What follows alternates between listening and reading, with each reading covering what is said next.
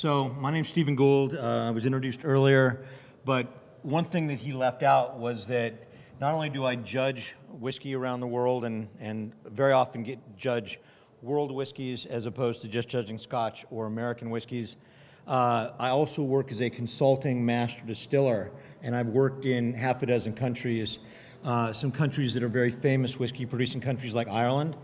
And what I've seen and what I've been involved in is some of the changes that are happening in the world whiskey market today. What we're going to do now is I'm going to talk about 3 examples of what's going on in major whiskey markets around the world, because they really are changes even just in familiar markets. So the first thing we're going to talk about is what's going on with the American single malt category.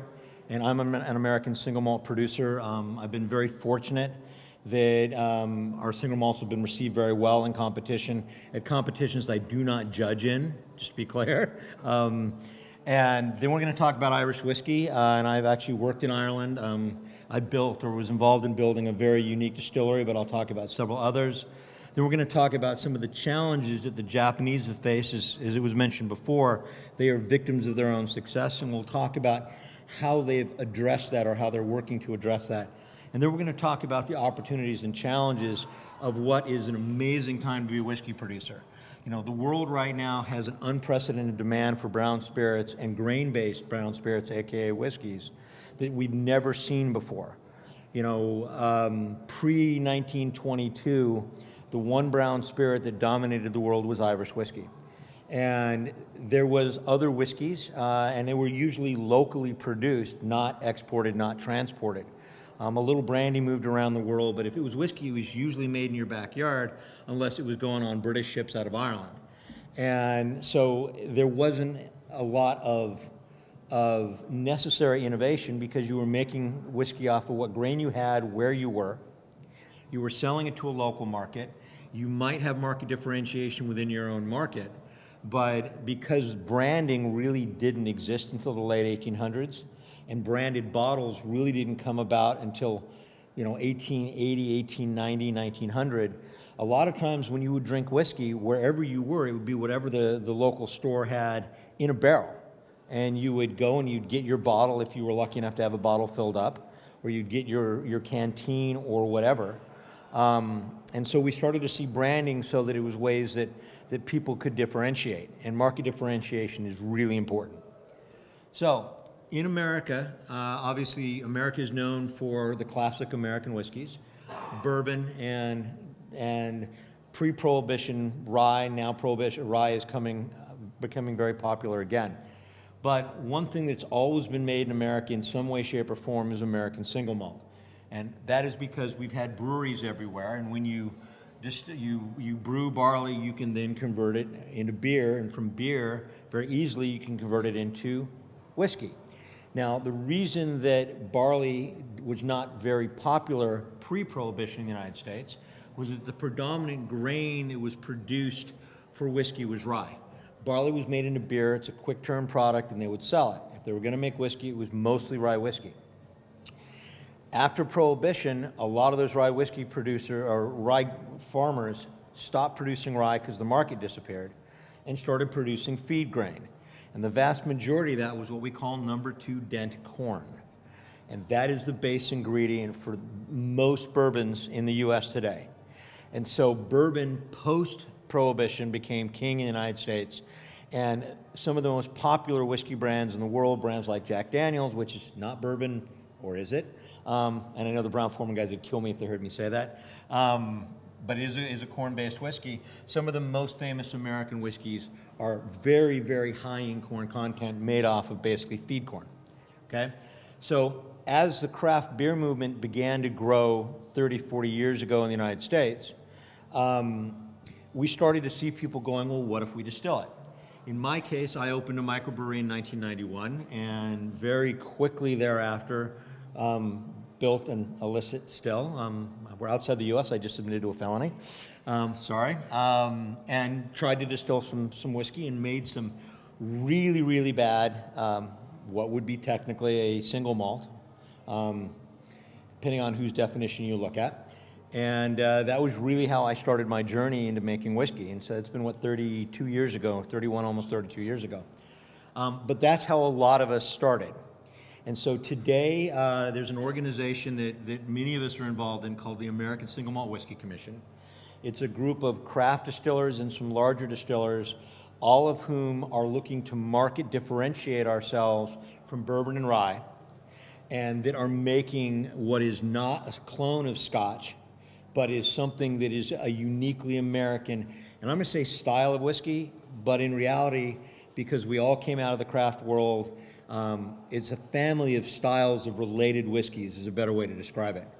And so, for example, we've got a gentleman sitting back here, Tom Mooney. Raise your hand, Tom. So Tom and his partner Christian make American Single Malt. They make Westward whiskey. Their whiskey is very different from my whiskey, but both our whiskeys fit into what we are trying to get to become law in the U.S. as a distinct definition. And so the American Single Malt Whiskey Commission, as you can see here, this is what we've recommended to the U.S. government. Public comment ended last Monday, so anywhere from 30 days to, I'd say, 12 months, but it could be longer. The U.S. government's going to come back and tell us whether they agree with us or not. But what we, the 120 plus distillers in the U.S. that are fairly aggressively pushing for our own differentiated category, have asked the government for is that whiskey be entirely at one distillery in the United States. So when I'm making my whiskey, it has to be in one distillery. I can't blend whiskeys across two distilleries and call it a single malt. It has to be mashed, distilled, and matured in the United States of America. What that means is that I can go to a brewery down the street. I can have them mash, because a lot of smaller producers may not have their own mash equipment, bring it into my distillery, and still distill it out, or into a distillery, distill it out, and call it American Single Malt as long as it is mashed, distilled, and matured in the borders of the United States. Now that includes Canada, that includes Hawaii, that includes Puerto Rico, that includes Guam, it includes American Samoa, and other territories. It has to be stored, aka matured, in oak containers not exceeding 700 liters. Now, if you read the other definitions of American whiskey, the word container is always used. It doesn't need to be a barrel. It can be a box. But what is notable here is it doesn't have to be new oak. Currently today in the United States, all designated whiskeys, so bourbon, rye, wheat, malt whiskey as opposed to single malt whiskey, has to be aged in new charred American oak. What we, the industry, have asked for with American Single Malt is the flexibility that our competitors in other countries have to be able to use different types of casks to market differentiate again. Ex-wine casks made of wood that is used, that has previously had something else in it, or new casks. And then last but not least, bottle at not less than 40% alcohol by volume. So that's what we've asked for, and the entire intent of this is so that we, as predominantly smaller producers, can offer our consumers a very defined choice of a whiskey that is not a bourbon and that is not a rye, but is still genuinely an American whiskey. And as I said, in amongst ourselves, we have a lot of variation. So if you look at my neighbor up the street, Alistair Brogan at Boulder Spirits Company. Alistair's a Scotsman. He imports his barley from Scotland. He mashes, however, like a brewer, not like a Scotsman. Little different style of mashing. He uses a Scottish-built still, and he uses all Rocky Mountain runoff water.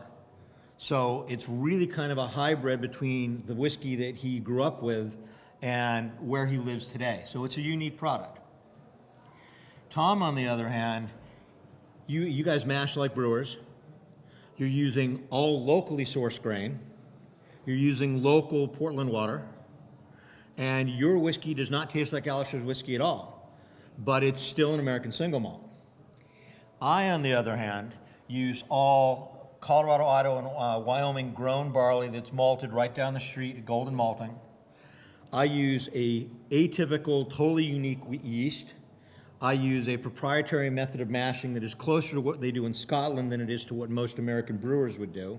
but still is not the same. I actually build in inefficiencies to emphasize the malty character of the whiskey. And so while Tom's whiskey, Alistair's whiskey, and my whiskey all meet this legal definition, we all are market differentiated from each other.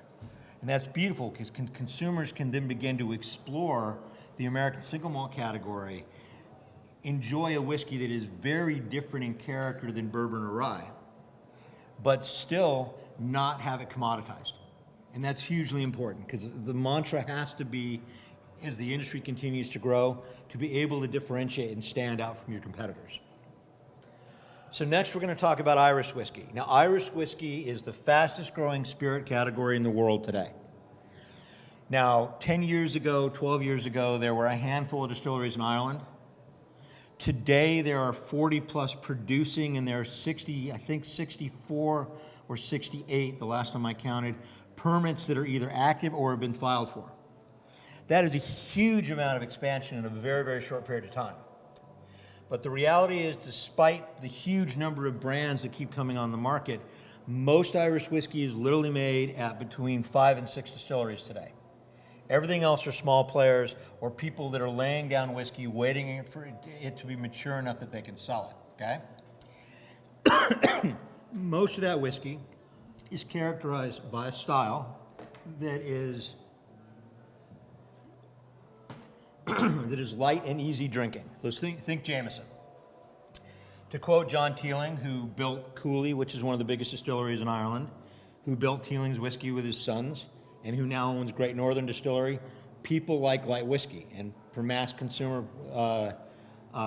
sales, light whiskey is king, all right? But, again, market differentiation. So what we're now seeing is we're seeing a growing number of Irish distillers that are looking back into history or looking elsewhere. And what I mean by that is pre-1922, pre-Irish independence and English embargo of Ireland, as I mentioned before, Irish whiskey ruled the world. It was the brown tipple of the British Empire and therefore the most consumed whiskey on the planet. But the Irish whiskey that ruled the world is not the Irish whiskey of today. It was a multi-grain whiskey, usually based on whatever grain the distillery could get. It was often triple distilled in no small part because there was such a high demand that they had to clean up that grain, clean up that spirit, and make it palatable, which is why triple distilling became synonymous with Irish whiskey.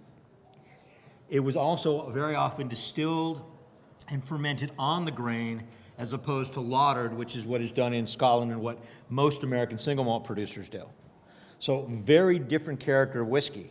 And last but not least, almost always pre-1922, it was done in stills that were pot stills with worm tub type condensers. Now, a worm tub type condenser is going to give you a much heavier spirit, a much more oily spirit.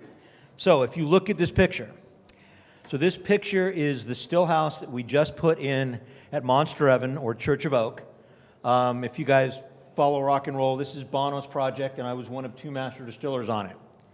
But if you look very closely at this image, you'll see 3 stills in the back. It's kind of hard to see, but you'll see a wash still, a hybrid, probably the only hybrid of its type in Ireland, and a boil ball style Scottish still, but it's going into a large silver thing that's actually a worm tub condenser. So this is the first worm tub that's been installed in Ireland in 85 years. Why? Because we're looking at making whiskeys that have a different mouthfeel, a different character, and a different taste than what the vast majority of Irish whiskeys today are. And if you look at distilleries like Boan, who's working with a man by the name of Fionnan O'Connor, Fionnan wrote a book called A Glass Apart, which is probably the best history of Irish pot still whiskey ever written. He's literally done a PhD in historical Irish whiskey. He's been working with Boan Distillery to literally recreate pre-1922 whiskeys. Why? Market differentiation. The same can be said of Blackwater Distillery, where John Wilcox, who's an American, is working to recreate old mash bills and to explore with different combinations of grain, again, to make something that isn't, not that there's anything wrong with it, that isn't Jameson or isn't what's coming out of Cooley. So what we're seeing is almost a category being developed inside of a category that's new and different and unique. Next, we have Japan.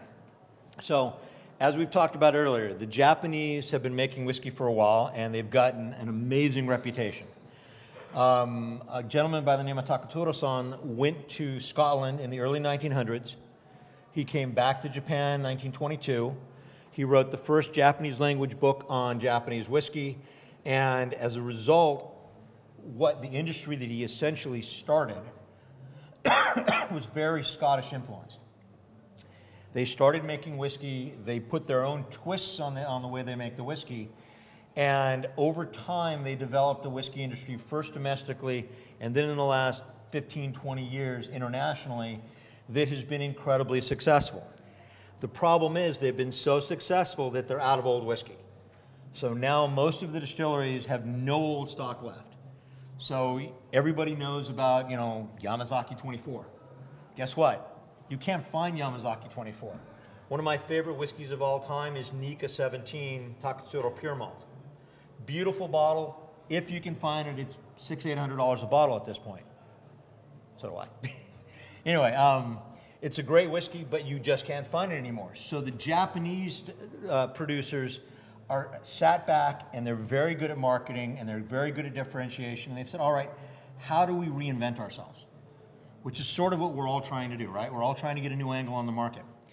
So Suntory has come up with the first of many releases of what they call their world whiskey. And this is their blending of Japanese whiskey with whiskey sourced elsewhere in the world to come up with a unique, premium, but very standardized product that they can export to the world that will have a Japanese identity, but that is not old Japanese whiskey. Next, you have my friends at Nika. And so one of the oldest operating distilleries in Japan is Nika Yoichi. At Yoichi, they are now making these 3 bottles. These are all very, very specifically distilled to have certain flavor profiles. There's woody and vanillic, there's peaty and salty, and there's, cherry sweet. And so, my eyes are bad. But each of these three whiskeys, they're sold as a set or they're sold independently, are very young whiskeys, but that have distinct different flavors, if you will, by the way they're distilled, so that the consumer will go, ooh, I want to try this, I want to try that, I want to try that. Now, originally, these were limited releases only available at Yoichi, but you can pretty much order them online anywhere at this point, even though they were supposed to be limited. And then last but not least, you've got Matsui. And Matsui has gone in and they've made young single malts and young whiskeys. And what they've done is they've very selectively have used casks that are atypical. So the one that I find really intriguing is the one that's pictured here, which is aged in a cherry wood cask. So cherry wood is a very hard, very dense wood that is not typically used for aging spirit. And if you notice, that whiskey is almost yellow. It's barely got any color. So that's because the wood is so dense, it's hard for the whiskey to leach things out of it. But what that wood does is it also gives it a very distinct flavor note that no other whiskey in the world has, which means that they can now premiumize it and they can sell it as a premium product that people are going to want to try because it's something unique. Now they're doing this, I think they've got 12 or 14 different expressions with different woods now, and it's allowing them to take much, much, much younger whiskey and get it on the market and still maintain a premium or ultra premium position in the whiskey market. So, as we've talked about, innovation is key, but innovation comes with challenges. So as the market changes, all of us need to market differentiate, continue to innovate. But the challenge that comes along with innovation is customer education. So back to American single malt. A lot of people have no clue what an American single malt is, and they have no clue what an American single malt is supposed to taste like. So what we as producers need to do is we need to find a way, since we're making something that's other than the whiskeys that have typically been made in our own markets, or we're making whiskey in markets that haven't had whiskey before. We need to go out and we need to do a little bit of education on how the customer drinks it, what the customer knows about it, how it's used in cocktails, and that means a combination of marketing, brand development, feet on the street, and education and events just like this. And that's what I've got. So this is how you reach me. Please, if you're ever in Colorado, I'd love to have you out to the distillery. I'd love to show you how we make the whiskey. I'd love to show you our mountains, and I'd love to have you out for a cocktail or a speakeasy.